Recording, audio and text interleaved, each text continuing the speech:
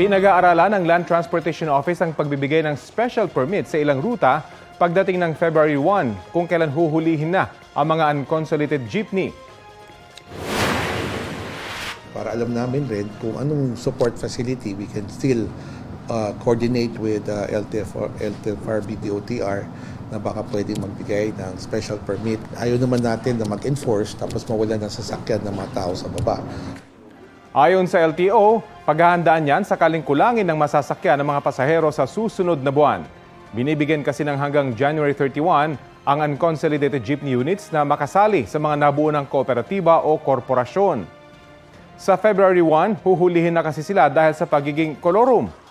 Makikipag-ugnayan daw ang LTO sa Department of Transportation at Land Transportation Franchising and Regulatory Board tungkol sa usapin.